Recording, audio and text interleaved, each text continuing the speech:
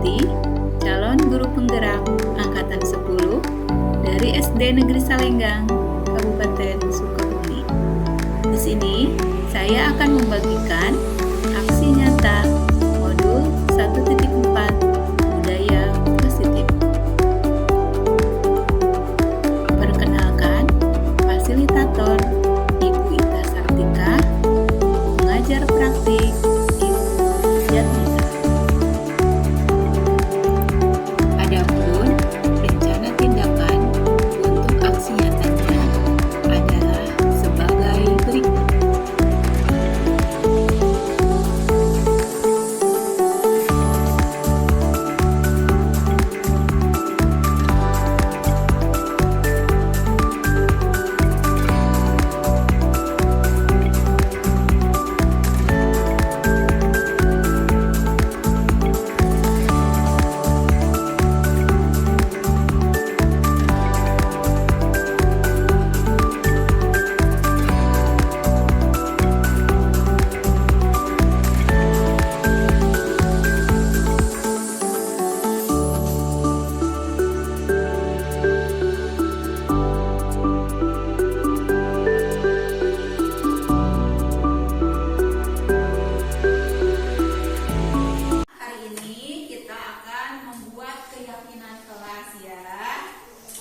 Supaya kelas kita apa? Aman, nyaman kalian belajarnya.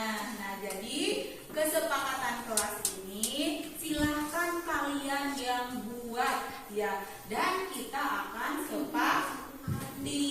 Nah, setiap orang wajib untuk menulis di stiker note ini ya, apa saja sih keyakinan apa saja yang akan kalian buat atau yang akan ingin kalian wujudkan di kelas ini supaya kelas kita aman dan nyaman. Mau tidak anak-anak?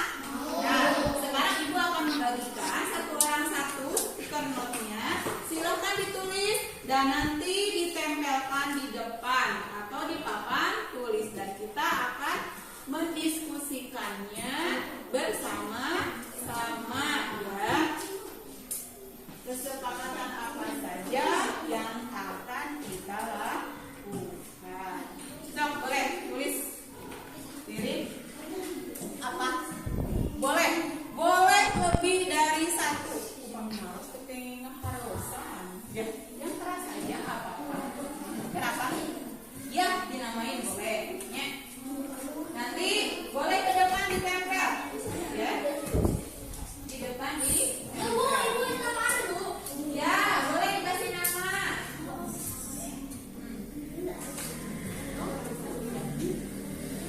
Nah, di sini sama Ibu ditulis ya, keyakinan kelas. Oh, catat yang mewakilinya. Jadi tidak semua kita akan buat ya dalam satu ini kertasnya ya, nanti kita ditempel. Aca udah boleh ditempel Ca ya, nanti kita akan susun di sini keyakinan kelasnya seperti apa ya. Ayo yang lainnya ya, cepetan. Ayo boleh tempel terus, lanjut sok ya, sok ya, boleh Rehan ya, Pian yang itu tuh biar nempel. Nah ya, sok oke.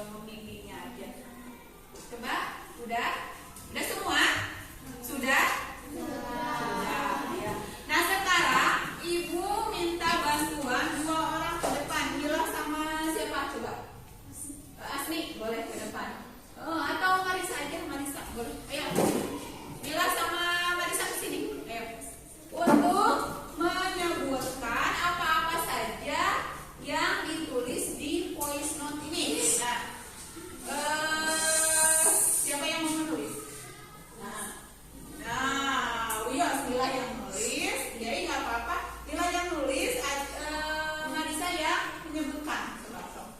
Di sini nulisnya. Atau nggak di dia tak? Di sini. Ya. Ya, ya. Coba bacakan yang nomor 1 dari siapa itu? Fikri apa sih, Nak? Jangan buang sampah sembarangan. Terus apa lagi? Jangan mengganggu orang lain. Terus yang kedua, Nisa apa? Harus berperan tetap. Iya, terus 4 deh.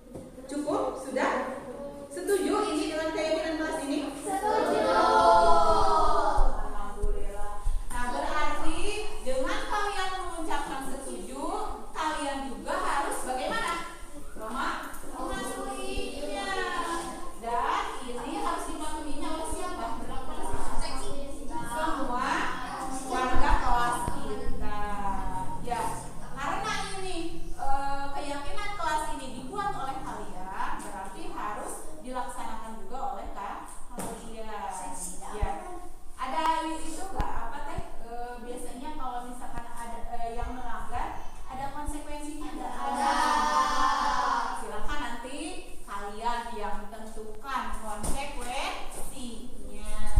Ya, semoga dengan keyakinan kelas ini, kelas kita menjadi aman, nyaman, dan kalian belajarnya pun menyenangkan. Setuju? Setuju.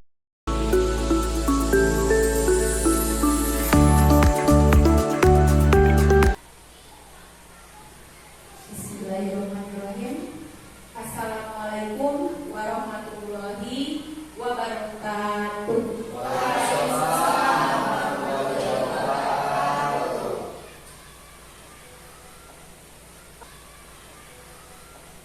Alhamdulillahilladzi wassalatu wassalamu ala asrofil anbiya'i wal mursalin wa ala alihi wa sahbihi ajmain. Amma ba'du. Rabbi shrah sadri wa yassir li amri wahlul 'uqdatam min lisani yafqahu qawli. Yang terhormat Ibu Kepala Sekolah, yang mana di kesempatan hari ini beliau tidak berkenan hadir karena suatu hal. Yang terhormat Ibu, Bapak guru hebat, serta tak lupa anak-anak yang Ibu banggakan dan cintai. Puji dan syukur kita limpah curahkan pada Allah Subhanahu wa taala bahwasanya pada kesempatan hari ini kita diberi nikmat yang luar biasa, yaitu nikmat kesehatan yang penuh, sehingga pada kesempatan hari ini kita semua bisa mengadakan acara ini. Ya, kebetulan acaranya adalah diseminasi pengibasan budaya positif. Tak lupa kita curahkan juga sholawat serta salam ke baginda Nabi Muhammad Sallallahu Alaihi Wasallam. Izinkan di sini saya untuk membacakan susunan acara pada kesempatan ini. Adapun susunan acaranya yaitu yang pertama adalah pembukaan, yang kedua adalah menyanyikan lagu Indonesia Raya, yang ketiga adalah sambutan kepala sekolah, yang keempat adalah yaitu acara inti diseminasi budaya positif, yang kelima sesi tanya jawab, yang keenam adalah kesimpulan, dan selanjutnya adalah doa serta doa. Baik Bapak Ibu, untuk mengefisiensikan waktu, mari kita mulai acaranya, yaitu acara yang pertama adalah pembukaan, dan saya sendiri akan mulai dibuka dengan mengucapkan Bismillahirrahmanirrahim. Dan untuk acara yang selanjutnya yaitu menyanyikan lagu Indonesia Raya. Hadirin dimohon untuk berdiri. Yang mana yang memimpinnya adalah Ibu Rani SPD, dipersilakan.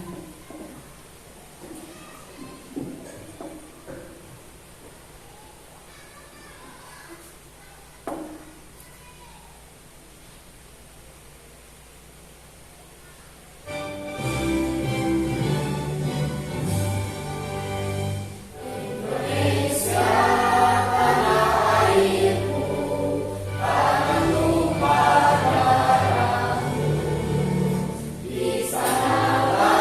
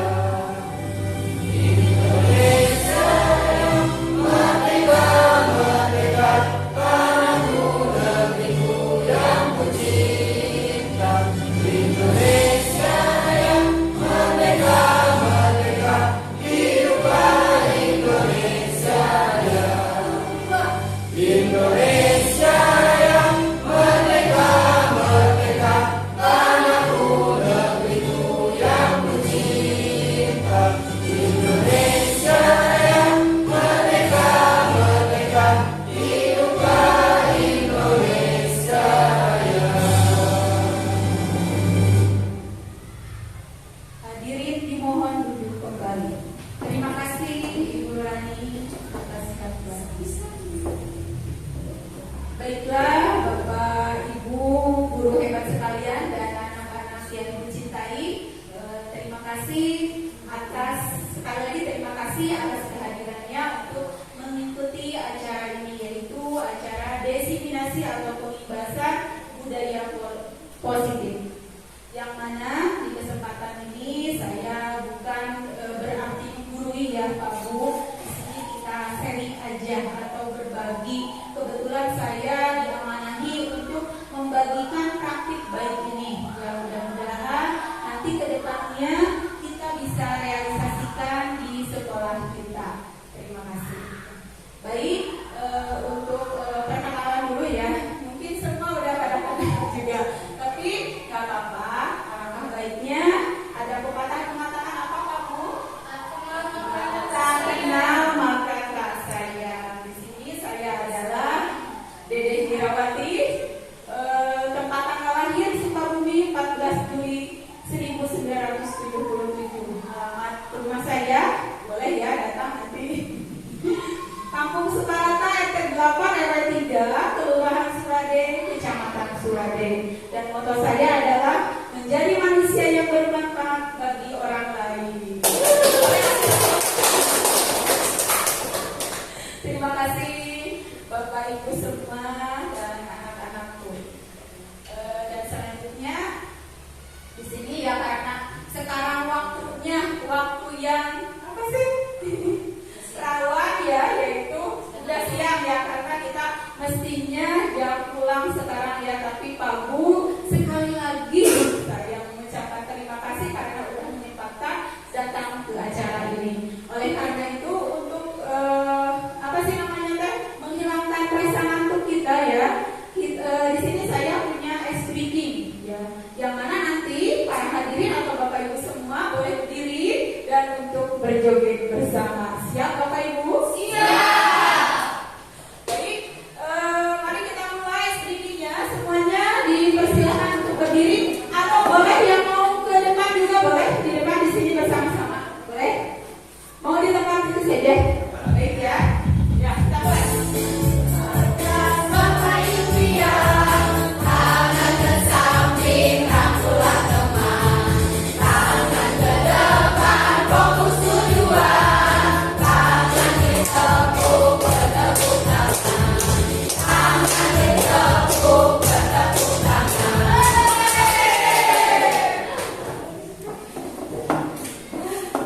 Terima kasih Bapak Ibu. Gimana? Rasa ngantuknya masih pada ada atau enggak? Alhamdulillah. Kalau bapak-bapak biasanya dengan kopi ya untuk menghilangkan rasa ngantuk teh. Tapi ibu-ibu mah biasanya diminumnya sama teh Bu. Kekeo, ya, nyusuhan, ya. Terus ada lagi yang punya baby mah gimana Bu? Pak? Sibuk dengan babynya. Ya, tapi di sini saya juga ya mohon maaf sekali lagi karena sudah mengganggu waktunya. Baik, tidak lama-lama lagi untuk mempersingkat waktu ya dan mengefisienkannya, saya di sini akan berbagi praktik baik tentang budaya positif. Apa sih itu budaya positif Pak Bu? Nah di sini ya, budaya positif itu merupakan perwujudan dari nilai-nilai ya atau keyakinan universal yang diterapkan di sekolah. Jadi budaya positif ini tidak dapat diciptakan secara instan ya, dan diperlukan tuntunan dan tauladan dari seorang guru. Betul tidak? Nah, jadi di sini kita itu sebagai apa sih Pak Bu? Selebritis ya. Kita teh seolah-olah di sekolah ini sebagai selebritis yang selalu menjadi pusat perhatian anak-anak kita. Ya, oleh karena itu kita sebagai pendidik harus menjadi suri tauladan bagi anak-anak didik kita. Maka dari itu ya, budaya positif ini yang pertama harus ditanamkan itu pada diri kita dulu ya, terlebih dahulu sebelum kita menginjak pada anak-anak didik kita. Next, selanjutnya, nah di sini budaya positif itu ya, ini sesuai dengan filosofi Hajar Dewantara, bahwasanya dengan menjalin budaya positif ini ya, bahwa sekolah ini merupakan ladang, kata siapa, kata Ki Hajar Dewantara, ladang untuk bertumbuhnya benih-benih kehidupan. Kira-kira benih kehidupan itu siapa sih? Murid-murid yang harus kita jaga, kita pupuk ya, dan kita pelihara agar bagaimana Bapak Ibu? Tumbuh baik, tumbuh dengan subur seperti itu ya. Ya, jadi di sini anak-anak itu ya, jadi kita itu katanya sesuai dengan filosofi pendidikan Ki Hajar Dewantara, kita ini adalah harus menghamba pada murid. Kata Ki Hajar Dewantara sampai 3 kali menyebutkannya, murid, murid, murid, baru kita. Ya. Jadi di sini kita sebagai pendidik harus membuka diri ya untuk mengadakan perubahan ya, supaya kita tadi ya dari awal kita rencanakan atau kita bicarakan bahwa kita ini sebagai suri tauladan bagi murid-murid kita. Nah, di sini terus budaya positif ini terutama ya di sini ada ya ibu juga nanti ya calon guru penggerak di sini sukses Bu. Terima kasih. Ya, nah kebetulan saya sendiri juga masih dalam proses pendidikan guru penggerak. Belum menjadi guru penggerak. Oleh karena itu, saya di sini dituntut untuk menjadi pendorong ya, pemotivasi bagi guru-guru lain untuk menyebarkan budaya positif. Dan selanjutnya nanti juga ada di sini visi guru penggerak, yang mana saya juga sendiri sudah membuatnya ya, untuk visi penggerak itu.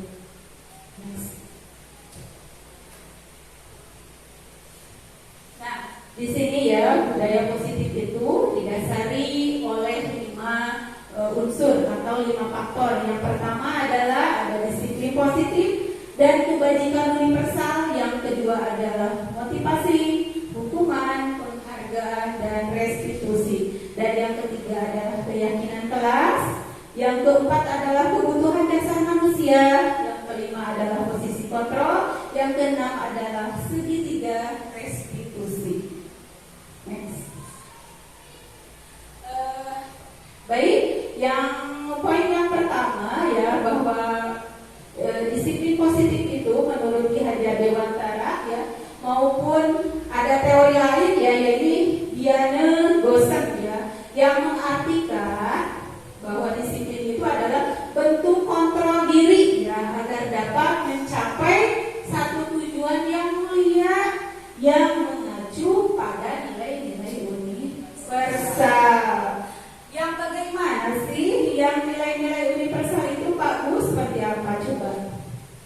Yang universal berarti luas ya.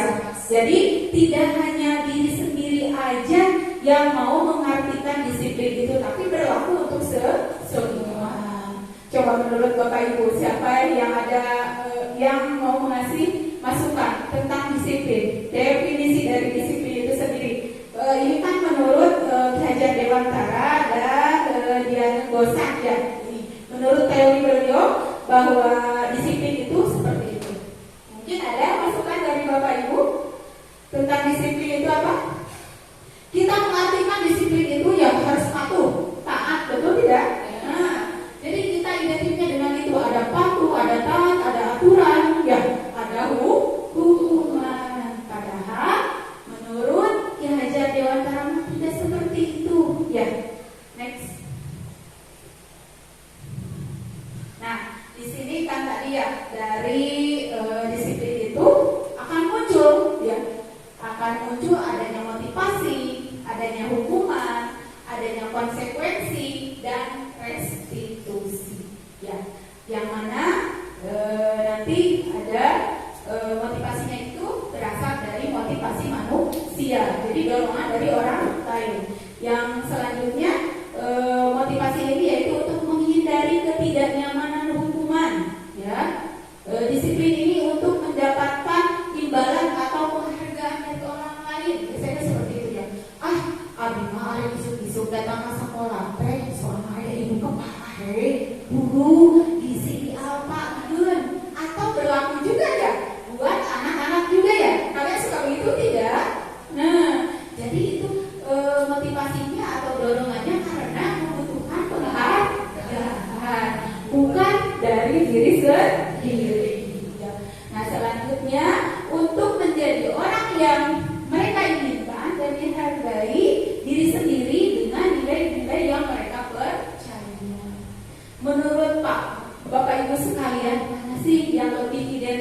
dengan gambaran diri kita. Yang pertama, yang kedua, atau yang ketiga? Yang mana? Coba kira-kira. Ibu boleh? Coba sebutkan yang kedua. Untuk menghindari ketidaknyamanan hukuman. Dari orang. Baik. Terima kasih Ibu atas penjelasannya. Kasih atas dong. Nah di sini ya, mungkin itu ya datangnya dari masing-masing pribadi ya. Pasti berbeda-beda ya tujuan dari disiplin itu. Tapi yang alangkah baiknya ya disiplin itu kita terapkan dalam diri kita, yaitu untuk menjadi orang yang mereka inginkan ya. Jadi yang kita inginkan datangnya dari diri kita ya. Next. Nah sekarang hukuman Bapak Ibu. Nah di sini hukuman itu biasanya bersifat sepihak ya. Tiba-tiba tidak ada kesepakatan awal, tidak berkaitan dengan kesalahan, biasanya seperti itu. Nah biasanya bapak-bapak nih yang suka menerapkan hukuman. Coba bapak apa sih hukuman itu? Seperti apa sih? Dan harus bagaimana diterapkan di sekolah kita? Ya, kalau menurut saya hukuman itu memang ada sifat negatif, ada sifat positif kalau untuk sekarang.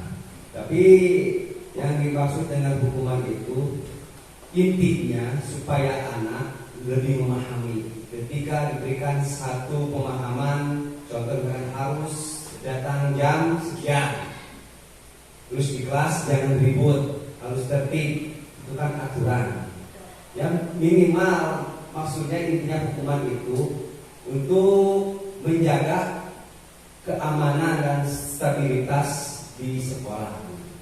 Nah, salah satunya dibikin salah satu aturan atau misalkan kecenderungan kalau disebut oleh kita itu kan apa ya, sanksi.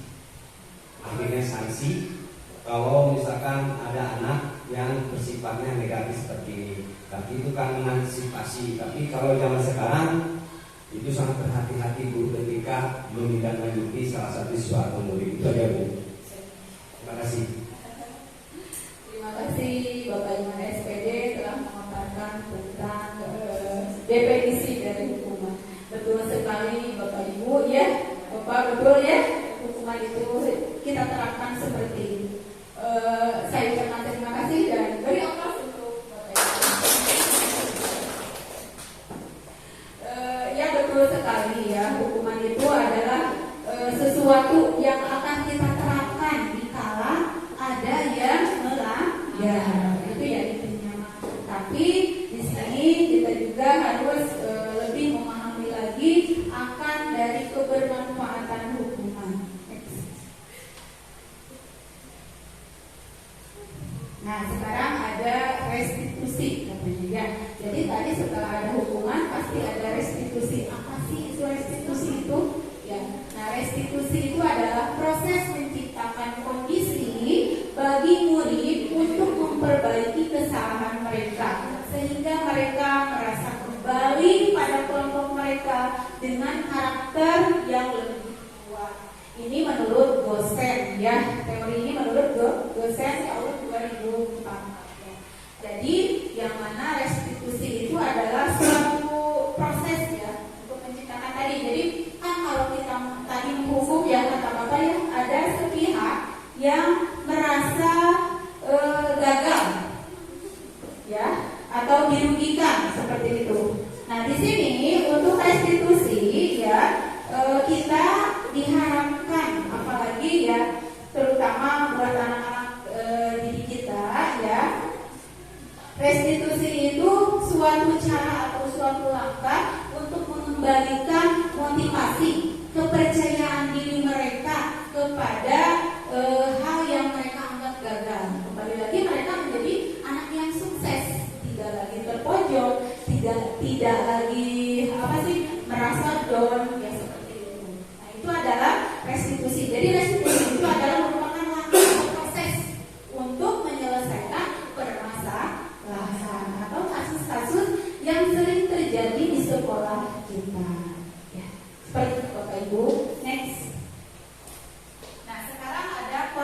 konsekuensi. Nah, konsekuensi tadi kan ada hukuman, ada disiplin dulu ya, ada hukuman, ada restitusi dan ada konsekuensi. Nah, konsekuensi ini adalah disiplin dalam bentuk konsekuen ya, suatu ya sudah terancam atau disepakati, sudah dicatat ya, atau sudah direncanakan dan disepakati, sudah dibahasa dan disetujui, sudah dibahas dan disetujui oleh murid serta guru. Jadi ada imbal baliknya ya di sini kalau konsekuensi itu. Jadi tidak hanya sepihak ya, guru dan murid ikut menyetujuinya. Ya. Misal setelah 3 kali peringatan tidak mengerjakan tugas, misalkan ada ya seperti itu, murid yang sudah 3 kali diperingatkan tapi tetap dia tidak mengerjakan tugas, maka murid yang menyelesaikan tugas itu ya pasti ketinggalan ya, misalkan dihukum di jam istirahat ya, misalkan ini ada ya, juga pernah kan seperti itu ya dulu ya. Nah, kalau ada anak yang tidak mengerjakan, udah diperingatkan beberapa kali ya, itu dikasih konsekuensi. Misalkan pada jam istirahat anak itu tidak boleh dulu istirahat, tapi harus mengerjakan tugas. Nah, ternyata Bapak Ibu itu adalah salah besar ya. Nanti kita akan buka ya mindset kita akan berubah pemikiran kita bahwa konsekuensi hukuman dan tadi apa yang lainnya itu tidak seharusnya dan tidak dianjurkan untuk diperlakukan ke anak didik kita ya. Next selanjutnya,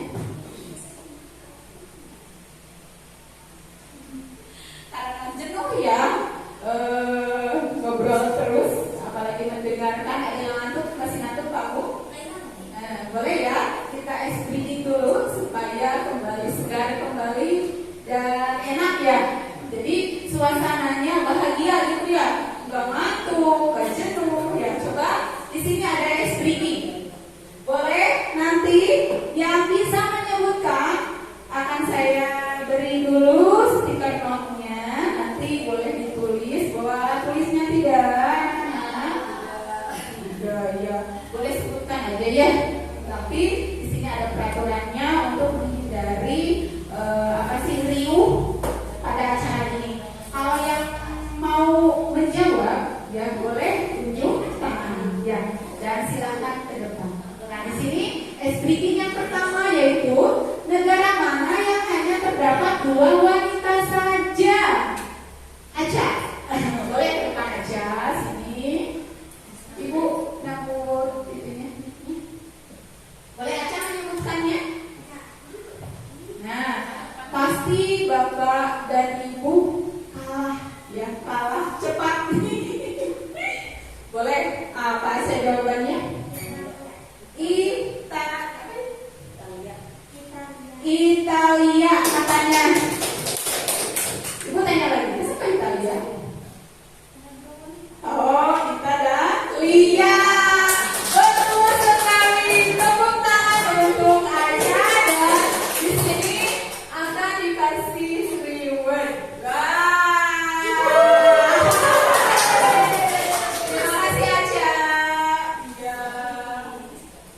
Nah, next ada speaking yang selanjutnya. Ayo, cepat-cepat biar dapat reward.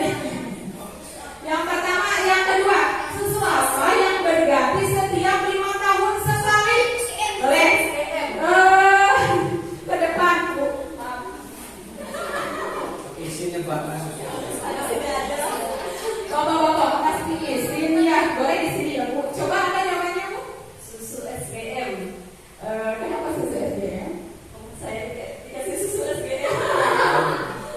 Setiap 5 tahun bertahap. Tapi ya di sini punten kita kasih referensi dulu. Kalau SBM kan masih banyak susu-susu yang lain, betul tidak? Denko yang kayak gitu, Christian Flag, terus apa lagi sih yang itu kan Orinaga, yang mahal. Nah itu tidak identik. Kalau yang lebih identik, yang spesial, yang kita temui apa coba? Apa? Boleh, Bapak? Parangli ternyata. Boleh Parangli apa Parangli?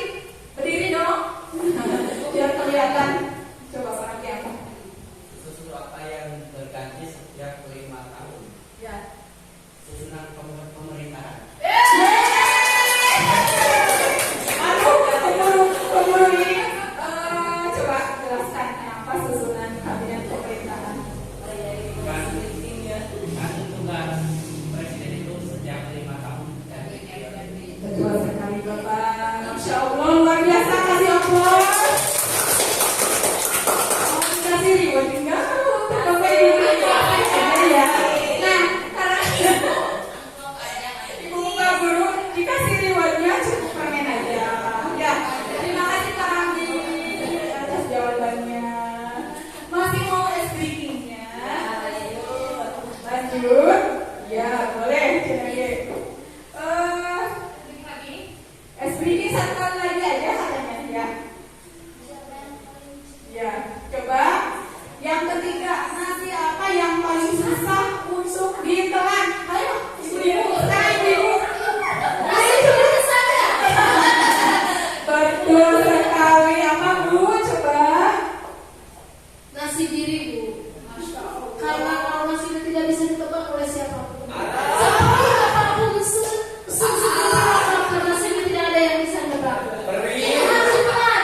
Perih sekali. Seperti akhir. Mantap sekali, luar biasa. Terima kasih Ibu atas curahan-curahannya. Kasih atas dulu buat teman.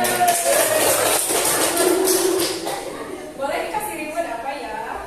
Apa rewardnya? Sesuai badan. Boleh?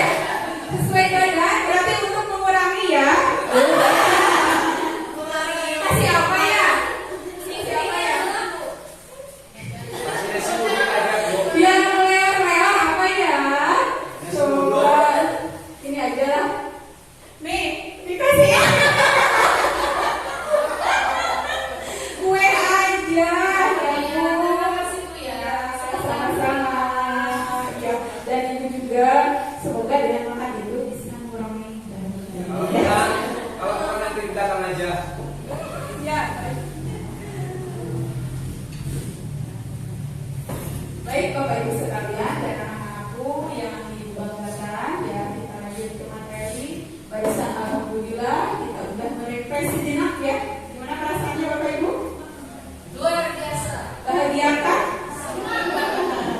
Alhamdulillah.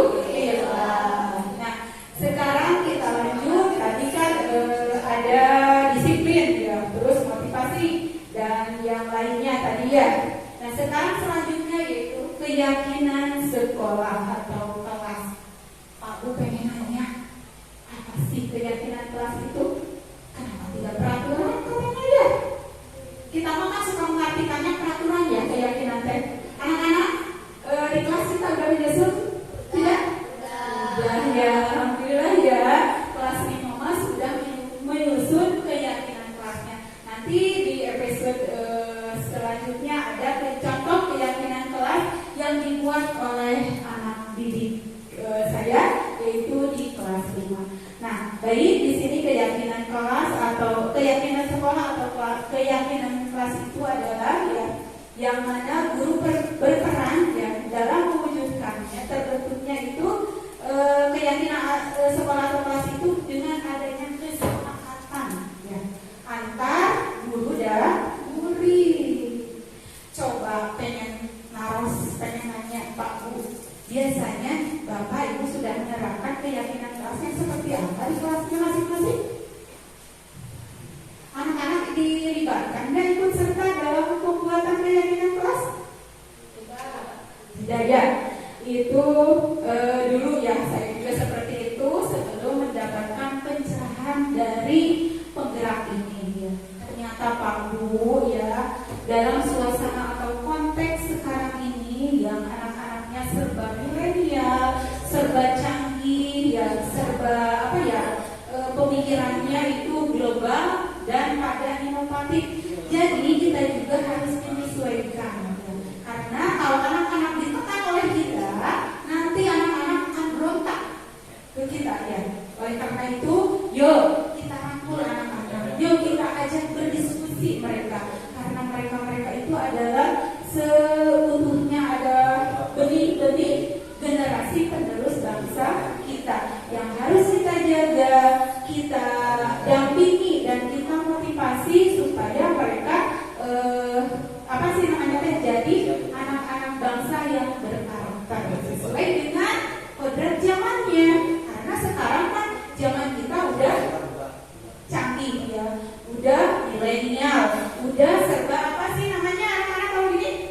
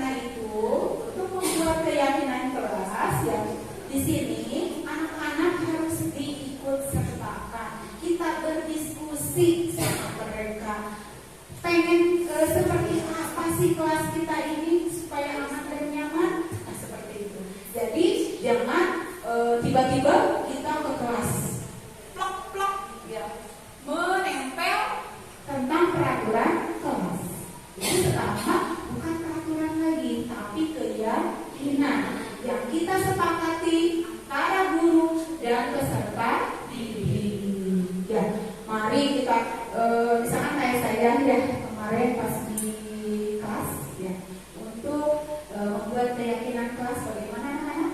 Semua mendapatkan suaranya? Ya, jadi saya bagikan ya stiker note ini ke masing-masing anak dan untuk menuliskan keyakinan kelas apa yang mereka maukan di kelasnya. Ternyata bermacam-macam Pak Bu. Saya juga mengerti. Ada bahasa toksik katanya seperti itu. Tidak Bu, tidak boleh toksik. Kata saya, namanya ada toksik teh.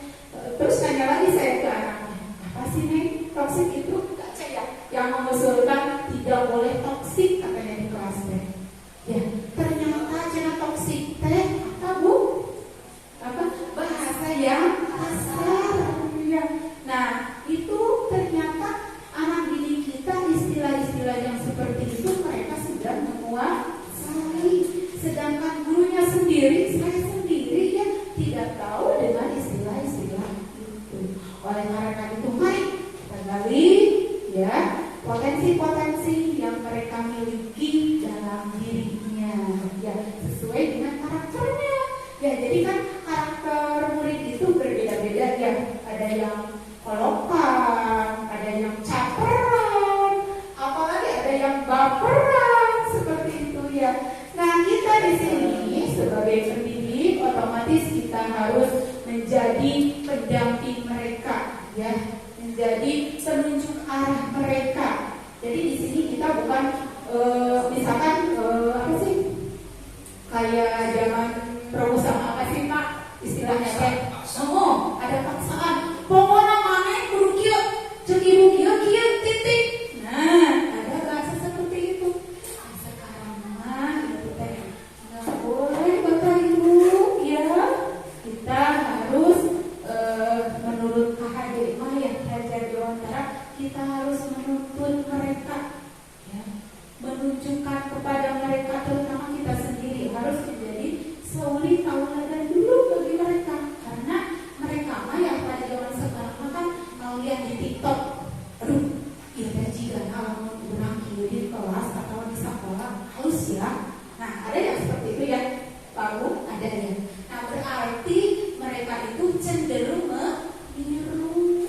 Oleh karena itu, kita di sekolah mari kita buat atau kita menjadikan diri kita ini sebagai figur yang selayaknya ditiru oleh peserta didik ya, dari cara kita berpakaian ya, dari kita rapi seperti itu, tutur bahasa kita ya, apalagi smile katanya ya, anak-anak mah harus smile. Makanya suka gini anak-anak saya mah Pak Bu suka gini, ibu-ibu katanya sarangnya ya katanya seperti itu Pak Bu sekarang mah, aduh kata saya teh.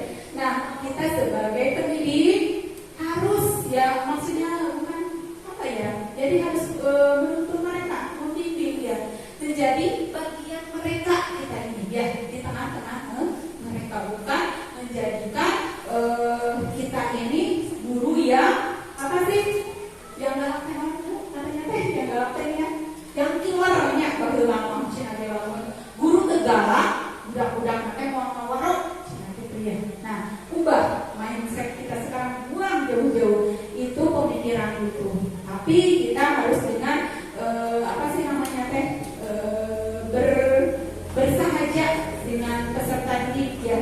Jadi berbarengan bersama-sama di dalam supaya mereka juga nyaman belajarnya, aman seperti itu ya Bu. Baik, untuk selanjutnya, nah ini saya punya contoh ya keyakinan kelas yang sudah dibuat di kelas 5. Yang pertama ada disiplin, Bu bisa juga Bu disiplin Bu.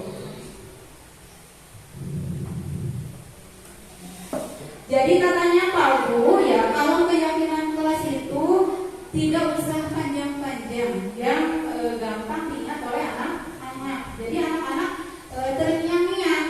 Terus kalau bisa keyakinan kelas itu ditempelnya di tempat-tempat yang bisa tergapai, yang terjangkau maksudnya, yang terjangkau anak-anak. Jadi yang jangan disembunyikan. Ya, bisa ya Bu ya?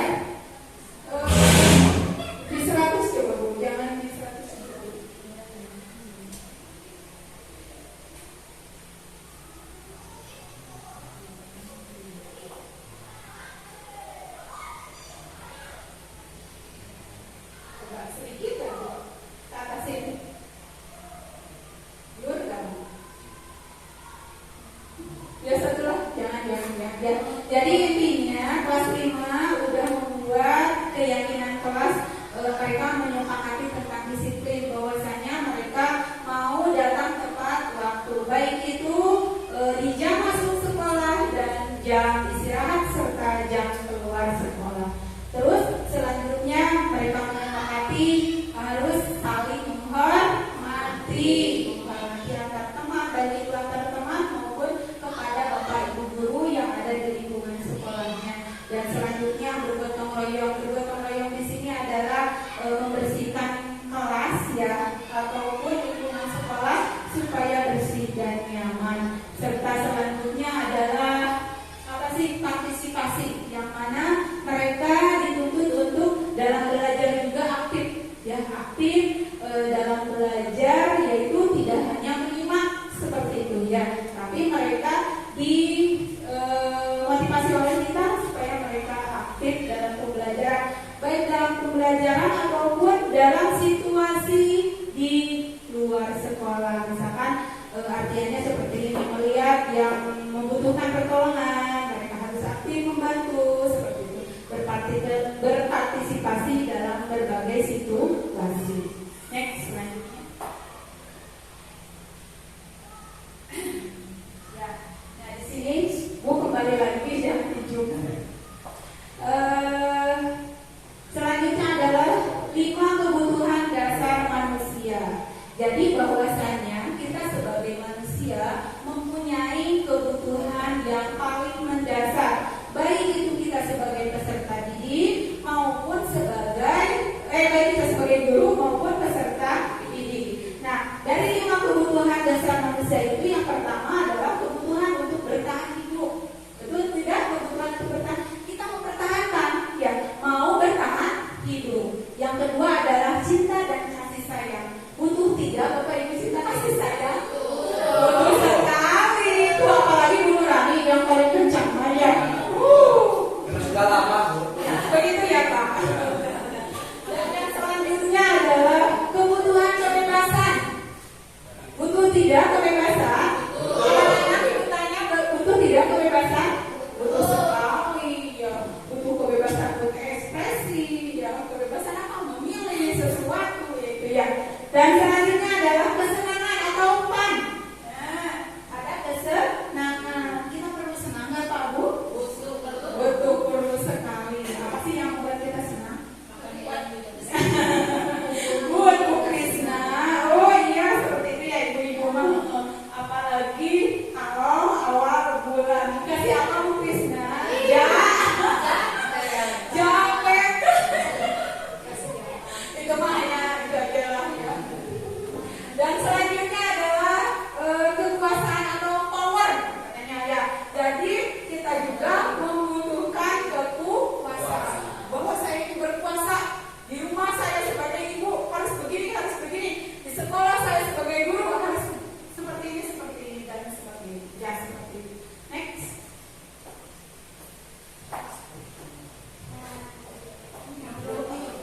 Haus.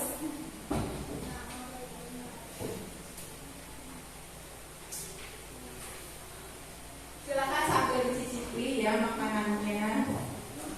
Apa-apa sambil makan aja. Ya.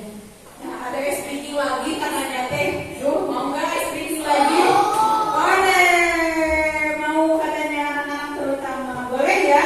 Yang tahu jawabannya seperti tadi, tangannya diangkat ya.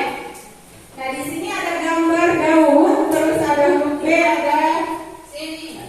Baik, aduh, gercep nih, Ibu nih. Apa coba Bu jawabannya? Apa? Daun bayam. Aduh, betul tidak ada bayam? Karena ada gambar daun ya, terus ada huruf B, ada ayam. Kita satukan jadi daun bayam. Kita kasih oplos buat Bu Krisna. Terima kasih Bu Krisna atas jawabannya. Ada reward tidak? Ada dong. Harus katanya Bu Krisna ada. Berdasarkan postur tubuhnya katanya ya.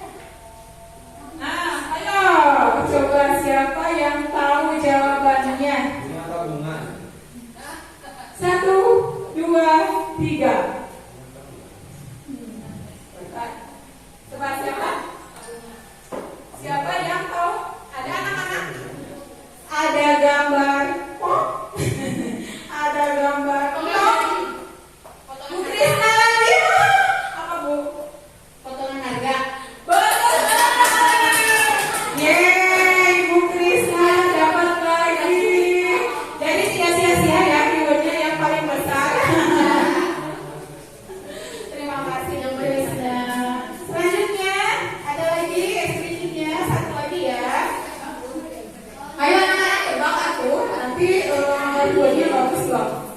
Ayo coba. Siapa yang tahu? Boleh? Sarila. Ya, Bapak jelas. Satu jalan. Betul tidak? Betul, karena di sini ada gambar sate, ya. Tapi U-nya, E-nya diganti dengan U. Jadi bukan sate, jadi satu. Dan di situ ada gambar jalan. Jadi satu jalan. Rewardnya buat Mila, ada satu lagi. Boleh. Terima kasih ya, Mila. Selanjutnya. Ya, nah di sini kita hampir di penghujung ya. Ada yang satu lagi adalah posisi kontrol guru. Oh, ada dua lagi ya. Posisi kontrol guru. Nah, biasanya posisi kontrol guru ini terdiri dari ada penghukum, ya, ada teman, ada manajer, ada pembuat merasa bersalah, pemantau, ya seperti itu. Coba. Kira-kira kita berada di posisi mana, Pak Bu? Kalau melihat dari apa sih namanya teh indikator yang 5 tadi? Saya mau penghukum ya. Penghukum. Waduh. Karena saya suka menghukum. Bagaimana Bu penghukum? Saya suka bertindak sebagai penghukum. Kenapa? Ada alasannya. Coba. Alasannya saya ini paling gak suka lihat anak terlambat sekolah datang anak yang nakal. Jadi saya di sekolah selalu bertindak sebagai penghukum. Ketika anak-anak melihat saya seperti melihat orang gila. Seperti itu. Ketika anak-anak yang melihat saya seperti melihat orang gila. Macam kecil. Ketika saya kelas, ibu di kelas datang saya. Kenapa kalian jadi diam? Takut dihukum. Kenapa kita tidak usah memberikan hukuman? Dengan biasa saya harus dihukum itu. Tapi sama saya dihukum apa masuk? Kebetulan dong. Luar biasa sekali Ibu Nurani yang emang cocok tidak ya Pak Bu? Dia memperlihatkan seorang penghukum. Seperti dia. Masya Allah sekali. Luar biasa. Pokoknya kita bakal semangat kata dia seperti itu. Kalau ini kayaknya membuat merasa bersalah. Siapa? Sesuai dengan tipe ya. Itu yang dari tipe paspor dulu ya kayaknya ya. Merasa bersalah juga belum. Teman, ada yang seperti teman. Coba Bapak bisa nggak menjelaskan apa Bapak memilih sebagai teman? Boleh? Ini Bu yang dimaksud dengan teman. Ya, Karena kan pembelajaran sekarang itu yang dicari kenyamanan. betul. Tapi ada waktu-waktu tertentu. Karena anak-anak sekarang siswa dan siswi itu pengennya gimana gitu ya. Pengen dengan sama guru itu pengennya seperti inilah, tapi itu bersifatnya positif. Pengennya seperti hari Senin, Pak misalkan pengen belajar matematika seperti ini, tapi sering itu kita harus banyak kontrolin. Berarti anak itu suka atau belum bisa gitu. Berikan satu pencerahan atau pendekatan, kita hanya sebatas boleh kita waktu itu pada saat itu kita sebagai teman karena menerapkan pembelajaran itu ya seperti itu sekarang Bu supaya nyaman dan aman di kelas supaya senang akhirnya bisa belajar Bu dengan baik. Itu aja Bu, terima kasih. Terima kasih Bapak atas pemaparannya yang sangat luar biasa sekali, betul sekali ya. Jadi di sini kita sebagai guru masing-masing mempunyai posisinya masing-masing ya Pak Bu ya, sesuai dengan keyakinannya. Tetapi supaya tidak apa sih namanya teh, tidak ada pihak yang dirugikan ya dalam hal seperti ini. Ibu dilanjut mengenai ternyata ya di sini tadi betul kata Bu Nurani posisi kontrol seorang guru sebagai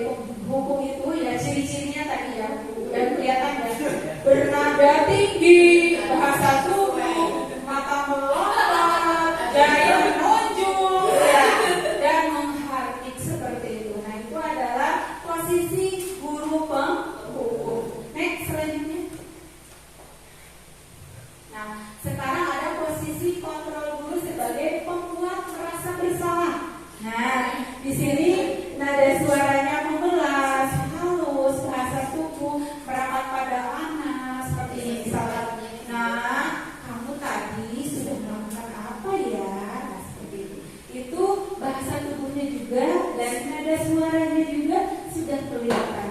Itu merupakan pembuat merasa bersalah. Terus ada di ujungnya ada seperti ini.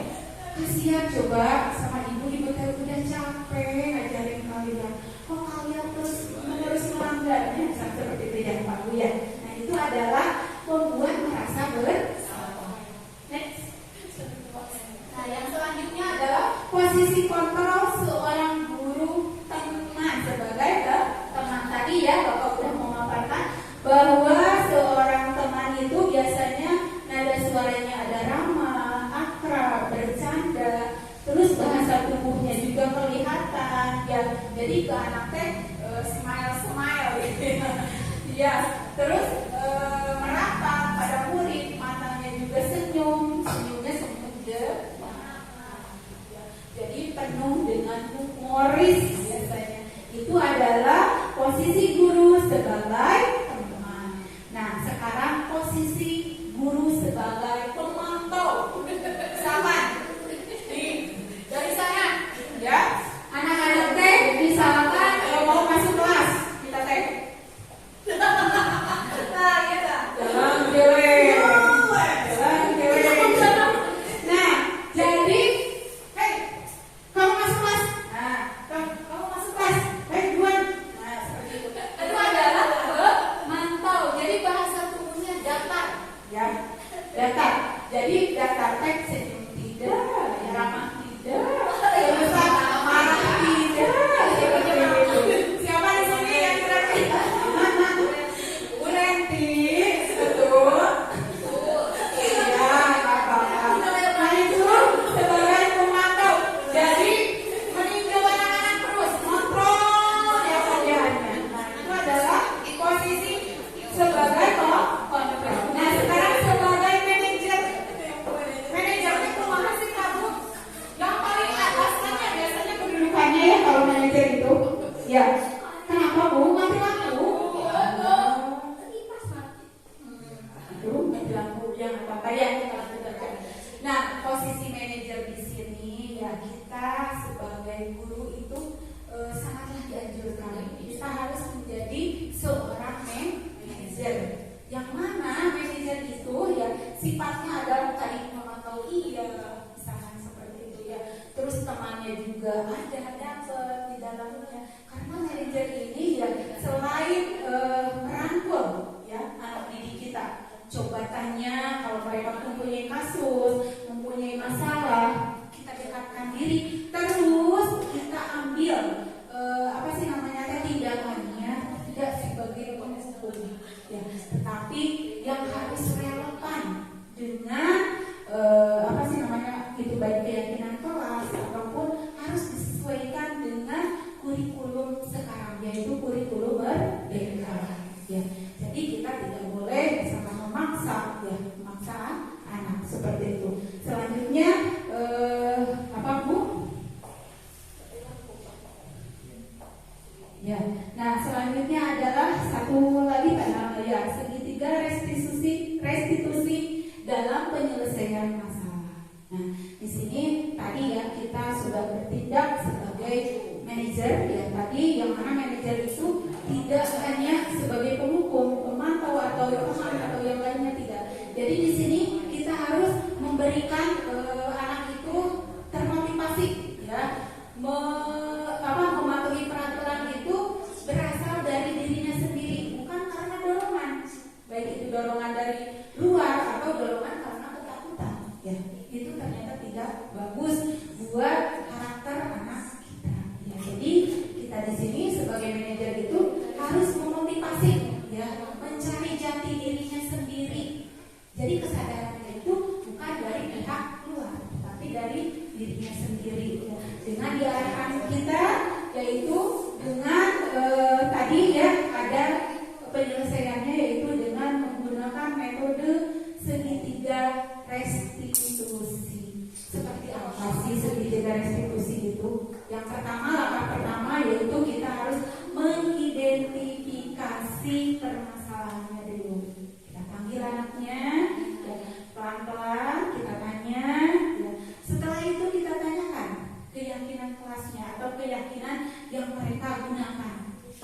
kita bandingkan. Apakah mereka sudah betul tindakannya sesuai tidak dengan keyakinan kelas atau keyakinan sekolah yang ada? Nah, nanti kan anak beragam ya, berpendapat, mengemukakan pendapatnya. Kita juga ya, Ibu sudah menerapkan restitusi segitiga restitusi ya, udah ya. Jadi saya di kelas sudah menerapkannya, alhamdulillah. Yang mana contoh kasusnya kadang ada videonya ya Bu, karena mati lampu saya tidak bisa nayangkan. Jadi kasusnya seperti ini. Aja di kelasnya pekerjaannya itu sering dicontek oleh temannya ya. Nah, otomatis Aca kan marah-marah, yang bertengkar dengan temannya itu yang menyontek tadi ya. Kemudian Aca tidak sadar mengucapkan kasar dan sampai merobek buku yang punya temannya itu. Ya Aca ya seperti itu ya, Aca pernah ya di kelas ya. Nah, bagaimana kita menyelesaikan permasalahan itu? Jadi kita tidak langsung menghukum atau kayak tadi sebagai pemantau saja, tidak ada penyelesaiannya. Jadi di sini kalau posisi kita sebagai manajer, kita harus ada solusi dan penyelesaiannya. Nah, oleh saya dipanggil, tapi awas Pak Bu ya. Jadi nanti menanya-nanya atau menanyakannya jangan di di depan teman-temannya, terusan di depan guru yang lain juga tidak ya. Kita panggil secara mata-mata, terus kita tanya kenapa sampai melakukan seperti itu, dan mereka juga punya argumen. Kata Aca kan gini jawabannya, kenapa Aca sampai misalkan bertengkar, saya kesel katanya gitu karena pekerjaannya dicontek. Manusiawi tidak Pak Bu? Kalau kita kesal ya jadi kita ke anak harus menekankan seperti ini. Aca, kamu manusiawi ya, maksudnya bertindak seperti itu adalah hal yang wajar karena manusia itu sifatnya bukan berarti benar semuanya. Kita juga kalau misalkan lagi kesal pasti mengeluarkan tunak-tunak kita ya. Jadi beri motivasi kepada anak. Wajar Aca maksudnya melakukan hal seperti itu. Kalau kita pun, kalau ibu pun posisinya seperti Aca pasti akan seperti itu. Kasih gambaran kamu ya. Dulu juga misalkan seperti ibu pernah mengalami hal seperti itu, kan anak jadi membuka diri ya, mau bercurhat kepada kita. Oh iya Bu, katanya begitu. Nah terus kita kaitkan dengan keyakinan kelas yang sudah kita bentuk atau keyakinan sekolah yang sudah kita yakini bersama, sepakati bersama. Kita tanya ke anak, apakah hal seperti itu sudah sesuai dengan keyakinan yang sudah kita sepakati? Ternyata anak juga mempunyai pemikiran ya, mau membedakan mana yang salah, mana yang benar. Dan jawabannya pun betul. Kata Aca tidak sesuai. Apa yang tidak sesuainya?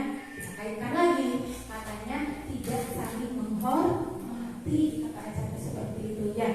Nah terus setelah itu kita gali permasalahannya apa ya, permasalahannya seperti apa, kita cari penyelesaiannya atau solusinya ya. Dan tanya lagi, kita jangan misalkan kita aja misalkan seperti ini solusinya, Aca pokoknya kedepannya jangan seperti itu ya, itu perbuatan yang jelek, jangan seperti itu. Kita tanya lagi ke anaknya, Aca terus apakah perbuatan tadi itu betul atau tidak menurut Aca? Kan dijawab lagi tidak, katanya seperti itu ya. Nah kalau menurut Aca tidak baik atau tidak benar, hal yang harus dilakukan supaya benar ya untuk menebus kesalahan itu apa? Kata saya ditanya seperti itu, harus saling menghormati Bu, katanya. Terus saya harus lebih bersabar lagi, katanya, menahan emosi. Dan jika ada yang teman menyontek, saya akan lapor ke ibu, katanya seperti itu. Kan udah dapat ya solusi permasalahannya.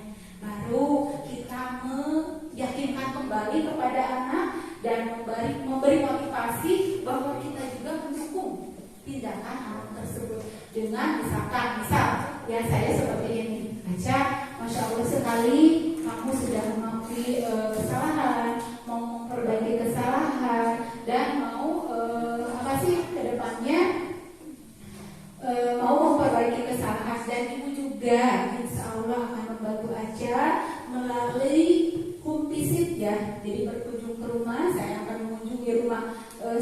Contohnya tadi yang menyontek akan menanyakan kepada orang tuanya bagaimana cara belajarnya di rumah. Dan kemungkinan besar ya kita berpikir bahwa yang nyontek itu tidak belajar, tidak tahu jawaban. Oleh karena itu kita harus menggali kembali.